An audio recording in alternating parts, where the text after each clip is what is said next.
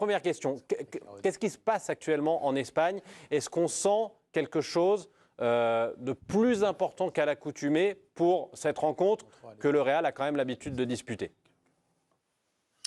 Oui, tout à fait. C'est une finale de Supercoupe d'Europe spéciale parce que ça va être les grands débuts de Kylian Mbappé, qui est espéré par qui a été attendu pendant 7 ans par tout le peuple madrilène.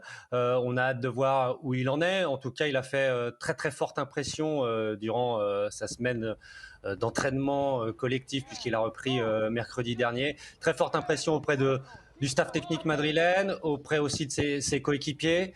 On a senti aussi qu'il était heureux, qu'il s'était finalement familiarisé et intégré dans le vestiaire assez rapidement, même si ses coéquipiers ont pour le mettre à l'aise.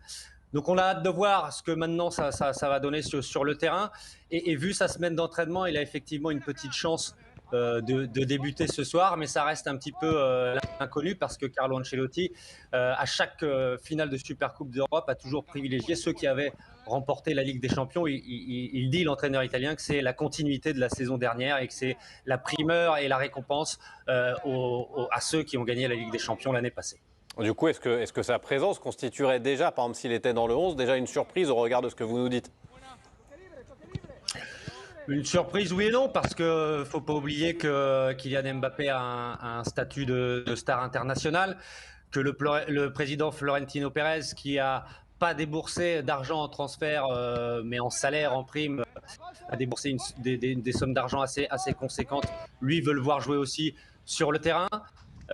Au départ, on disait qu'il ne serait peut-être pas prêt physiquement. C'est très loin d'être le cas parce qu'on a un Kylian Mbappé qui a été studieux, notamment pendant ses vacances, qui a suivi à la lettre la préparation physique personnalisée que lui avait imposé le préparateur physique du Real Madrid, Antonio Pintus. Et c'est vrai que, vu ses prestations à l'entraînement, il a quand même de bonnes chances de débuter. Il est très, très affûté et surtout, il a une énorme envie de débuter ce match et de gagner son premier titre pour son premier match avec le Real Madrid.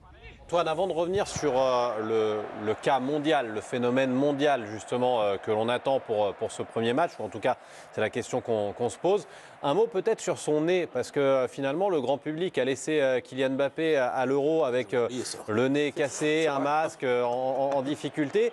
On avait évoqué l'idée qu'il faille le recasser pour finalement opérer correctement le nez de Kylian Mbappé. Est-ce que c'est un non-sujet du côté du Real ? Eh bien, c'est un sujet qui est suivi de près par les médecins du club madrilène. Mais avant sa présentation le 16 juillet dernier, il avait effectué la traditionnelle visite médicale. Et bien évidemment, on s'était beaucoup soucié de son nez, de cette fracture qu'il avait eue. Et les médecins du Real ont estimé qu'elle ne nécessitait pas d'opération pour le moment. Mais c'est un sujet qui est suivi par les médecins du club madrilène. Mais pour le moment, rien à dire. Après, on va voir aussi si il a peut-être un petit peu d'appréhension, notamment au niveau de la tête, voilà, dans les duels aériens. On ne sait pas si cette appréhension s'est évaporée ou si elle est encore là. Mais pour l'instant, en tout cas pour l'heure, ce n'est plus vraiment un sujet. Antoine, on parlait de l'événement mondial. On rappelle que cette Super Coupe d'Europe se déroule à Varsovie. On sait que la tribune de presse sera pleine. On n'a pas réussi à avoir, malgré nos efforts cet après-midi, à savoir s'il y avait eu une demande d'accréditation qui était supérieure à la moyenne pour cette rencontre. La tribune de presse sera pleine, c'est tout ce qu'on peut vous dire. Est-ce que la presse espagnole commence à en faire ses choux gras? Est-ce que vous avez la sensation aussi qu'il y a une convergence de l'attention des médias sportifs du monde entier vers la capitale madrilène et vers Kylian Mbappé? Clairement, c'est quand même le mariage d'un des tout meilleurs joueurs du monde avec le plus grand club au monde. Donc forcément, c'est de la magnitude de l'arrivée d'un Cristiano Ronaldo, d'un Zinedine Zidane.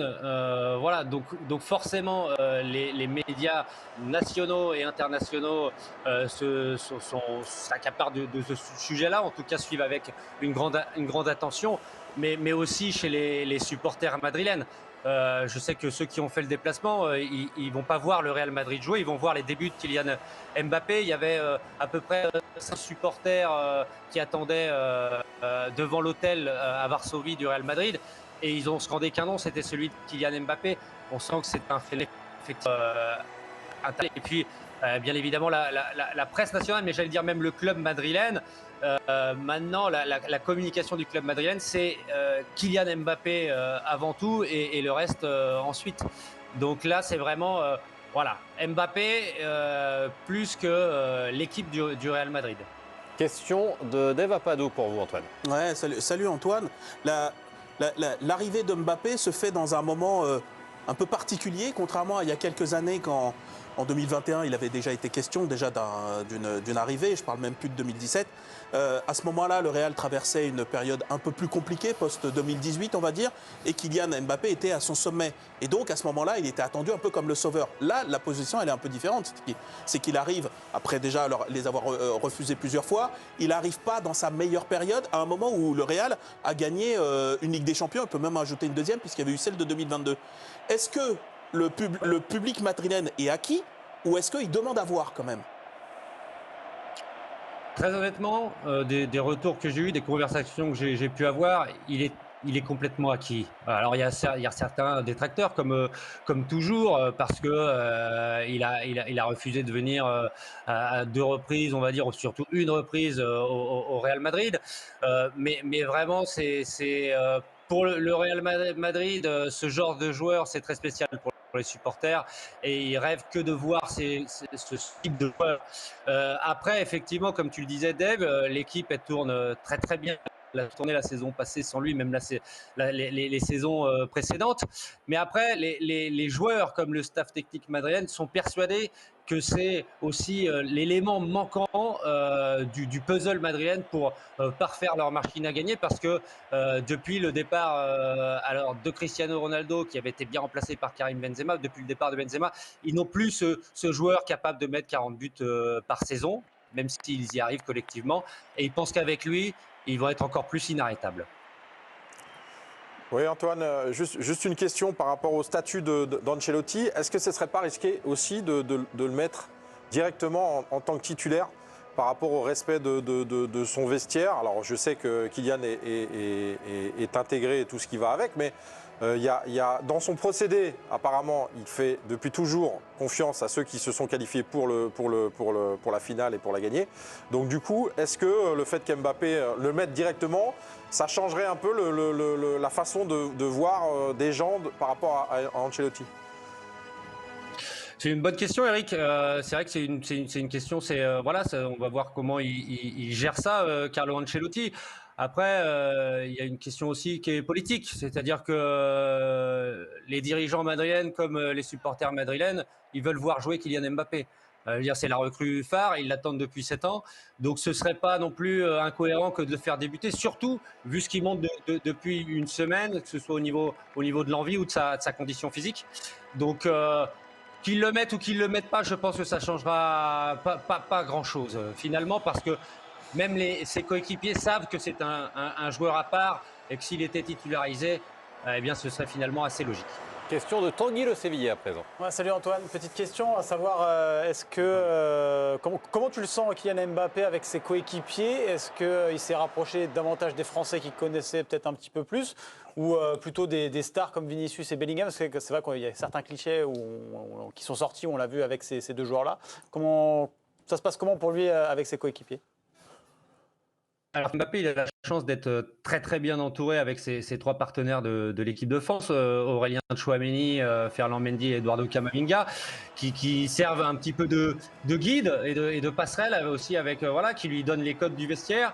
Après, il s'entend aussi très très bien, notamment le premier jour, on l'a vu très très complice avec Jude Bellingham, de ce qu'on m'a rapporté, avec un Vinicius qui n'a pas arrêté quand même depuis l'an dernier de lui envoyer des messages pour lui dire viens jouer avec nous. Il y a une vraie envie aussi de la part des Bellingham, des Vinicius, de jouer avec lui parce qu'ils ont envie de jouer avec les meilleurs joueurs.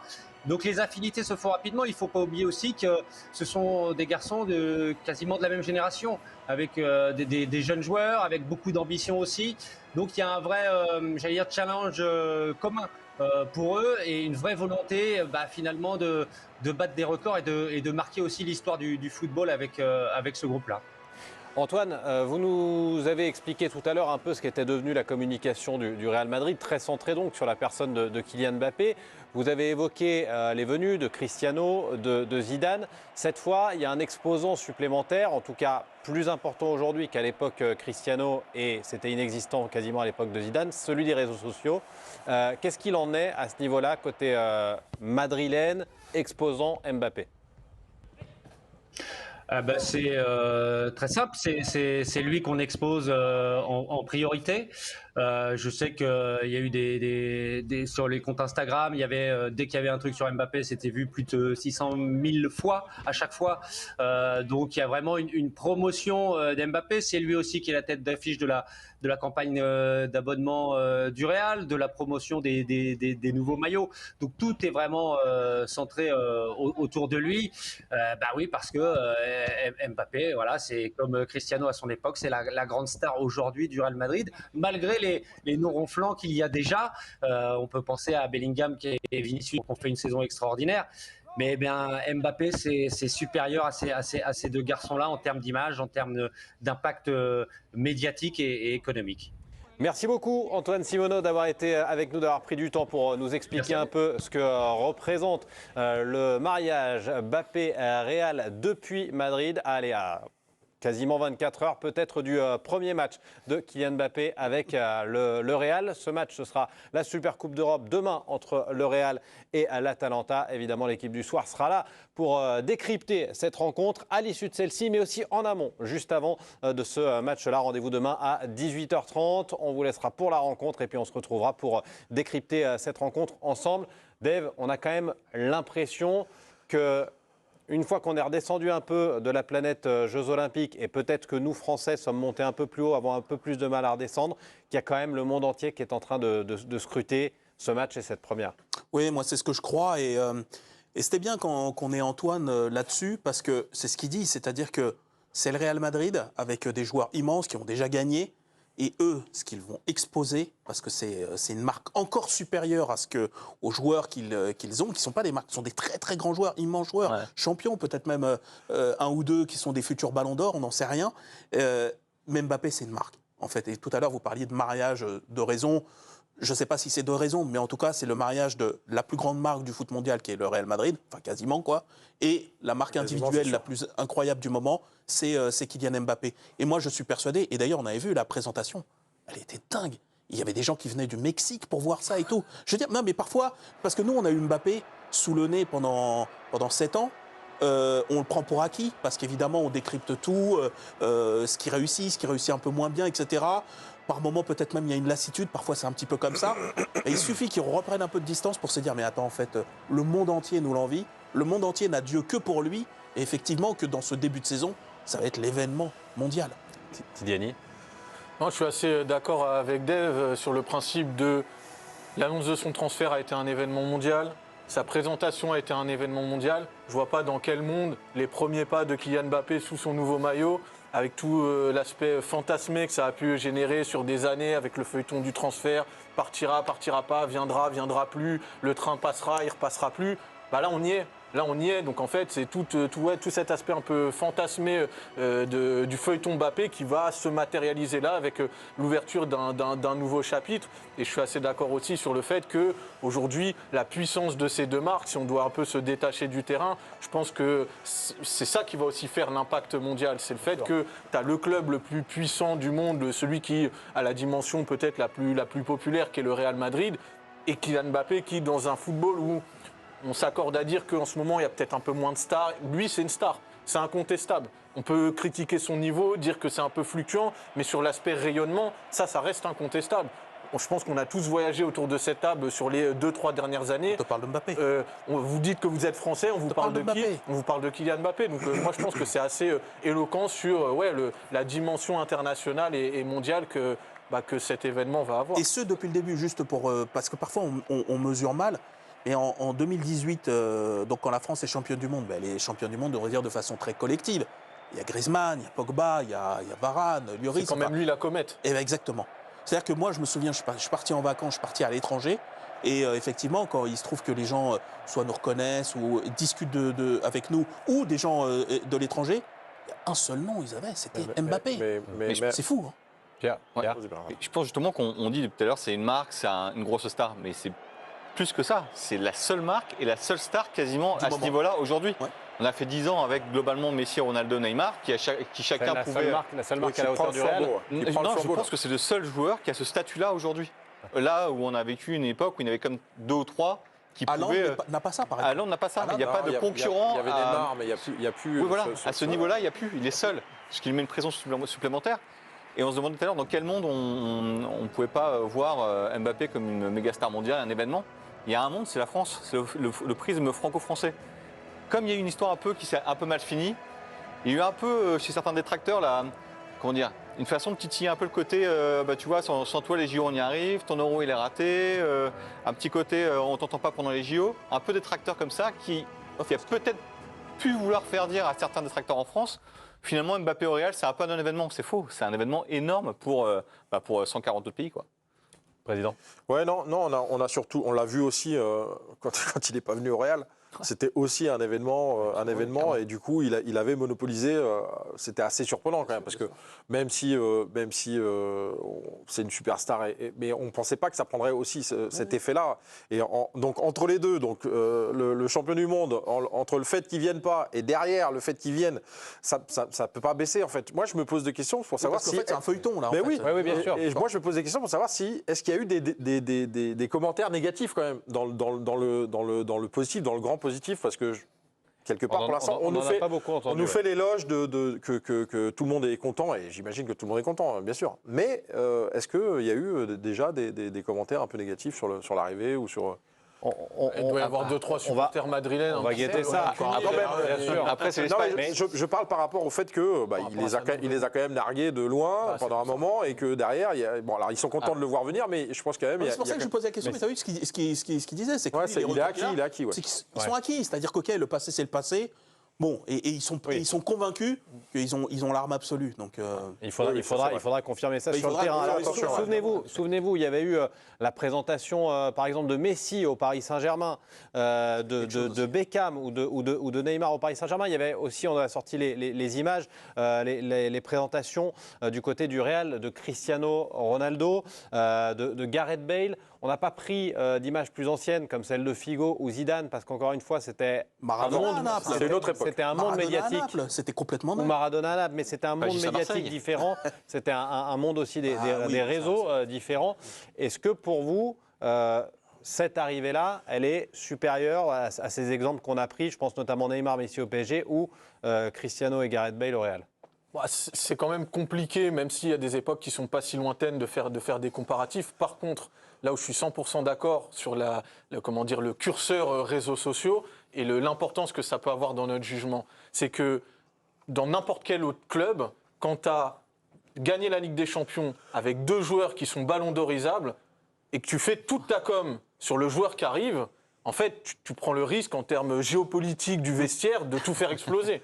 Mais c'est le truc que tout le monde guette, en fait. C'est Mbappé, et parce qu'il a justement ce statut, cette superpuissance un peu, médiatique, les autres l'acceptent, et surtout le club accepte de lui donner cette vitrine-là. Et moi, je trouve que ça, c'est super parlant, parce que le Real est un club très politique, où tout est très codifié, où il y a une hiérarchie, et je trouve que là, presque on l'a un peu...